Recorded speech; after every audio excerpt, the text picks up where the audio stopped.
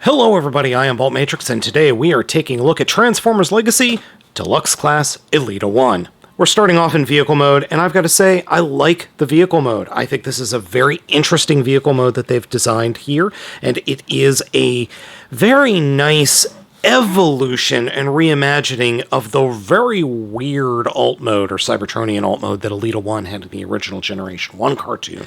The figure comes with two Energon Guns that, quite frankly, I'm sick to death of the Energon Guns. Can we just put some paint on these damn things and give us some better looking weapons? Because there's so much detail here, but it's all completely missed because they're clear, or translucent, I should say.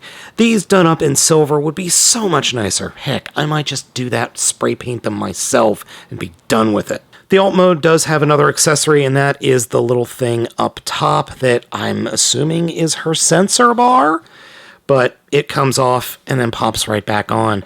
Now, for those of you that didn't know, this mold is getting repainted with a new head sculpt into Minerva from Transformers Master Force. So yeah, we're going to get a Minerva figure out of this mold. I'm both happy and incredibly sad at the same time. As I said, vehicle mode, fine. Robot mode, mine's got issues. The curse strikes again! Before we get into the robot mode, though, this back section is just a floppity mess. These do not peg in anywhere. They are the feet of the robot mode. They just lean in and look really stupid. But overall, vehicle mode otherwise is good. I like it. It's kind of a modern dune buggy slash four-wheeler slash Baja racer. I could get behind that. Heck, I'd drive this to work. In terms of size, here is Legacy Skids and Legacy Dragstrip, and Legacy Wild Rider, and Legacy Spider-Man, and Studio Series RC, and Studio Series Ironhide. Both of these figures' reviews will be shot soon, so make sure you're subscribed, so you don't miss those video reviews. Alright, transformation time. Start off by coming to the back and flipping the feet around until they snap into place, and then grab the back of the vehicle mode and unpeg the back quarters of the vehicle mode at the doors, or just behind the doors. Swing them down, and they will snap into place to form the feet. Take the entire rear section and turn it around 180 degrees. Then it's essentially a Bumblebee transformation. Unpeg the forearms from the shoulders. Getting the forearms pegged in and unpegged is annoying, but pushing down on the fists will unpeg and essentially turn the elbow from the canopy and from the shoulders. So that is an easy way to do it. Then unpeg the shoulders from the actual body of the car mode and grab the entire rear of the car and top of the car mode and flip it up. Grab the fenders and flip them up and forward like so. And then come to the back. Well, I guess you wouldn't call that a windscreen or back window. That's just the back of the roof. And that whole section flips up underneath the canopy. Just a word of warning, the whole entire canopy section with the front windscreen and the sides, all complete clear plastic, but it's rather thick, so I don't think it's gonna break anytime soon. And then that whole section, there's a little tab on the end of the spoiler that will peg into just underneath the hinge. And it doesn't peg in there very tight, but it does peg in.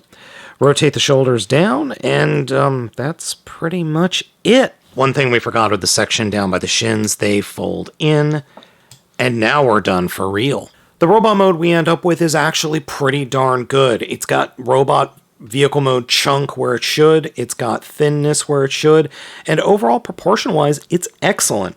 I do not like the fact that it's a Bumblebee transformation, but I don't know what else they could do with this thing. I really don't.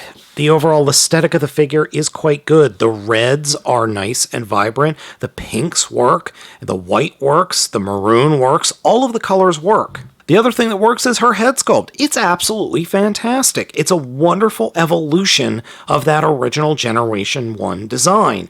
I still think the IDW design from the comics did it better, but this is really good, it works well, and it's just painted really well too.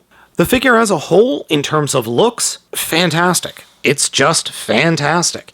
Yeah, it feels a little bit tiny, but I kind of expected that for an Elita-1 figure, and it's its own mold. It's its own design. It's not a rehash of RC like we got for the Studio Series figure. This is a very, very well designed and well thought out new mold. It's great, except for the quality control issues.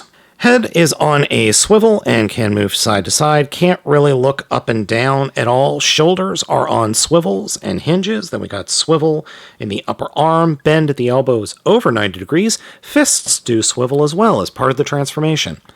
We have torso swivel, though the torso is a little bit finicky on mine. And then we've got kick forward and kick back plenty and kick out plenty and thigh swivel and knee bend, and then the ankle rocker articulation for the transformation. Now, if you follow me on Twitter, you'll know where the QC issue on my figure is, and that has to do with the left pin. The pin isn't pushed in all the way, and I'm not sure how well that comes off. Yes, I realize we're staring at her butt. However, this pin on the left leg is not pushed in nearly as far as the one on the right. And what does that get you? Well, that gets you one hell of a wibbly-wobbly loose butter noodle leg. She can barely stand on her own, and I've already tried pushing the pin all the way out and then pushing it back all the way in. That didn't help. In fact, it made it a little bit worse. So I'm going to try and do the other fix of pushing the pin out, coating it with a little bit of super glue, and then pushing it all the way back in and seeing if that fixes it. One other thing you could do with the shoulders, if you're so inclined, is you can roll them forward and have them sit, on the shoulders. And I mean the shoulder pads, not the actual shoulders. That works okay.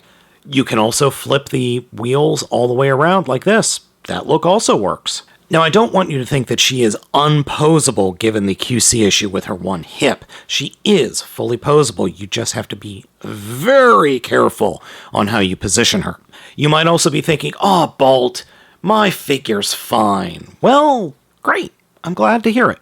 I'm legitimately glad to hear it. But the number of people on Twitter, who you should be following me if you're not, have stated that yes, they got a hold of this figure and they have the exact same issue, is not small. We're talking like at least a dozen, at least. So there are at least 12 of you out there who have this exact same problem.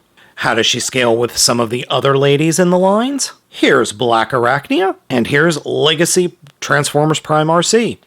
She scales perfectly fine to those deluxe class figures. In fact, she's bigger, or at least a half head taller than Black Arachnia, and she towers over Studio Series RC. But she is rather dwarfed by Prime. Obviously, this is the shattered glass version of Prime. I really need to get another Earthrise Prime, because this is starting to get weird. Anyway, I'm really happy with the mold of Elita-1, but I am not happy with the quality control issue that I have, and a bunch of other people have had as well. That's really a bummer and makes me really, really, really, really worried for Minerva when that figure comes out later this year, or maybe early next year. Who knows, because Hasbro seems to be releasing things in kind of a shotgun format lately. It's real weird. Anyway, that's been my video review for Transformers Legacy Deluxe Class Elita-1. Let me know what you think of the figure down in the comments. I picked this one up over at the Hasbro Pulse. I'll be supplying a link for you down there at the Big Bad Toy Store. Thank you so much for watching. I've been Baltmatrix, and I will catch you all next time.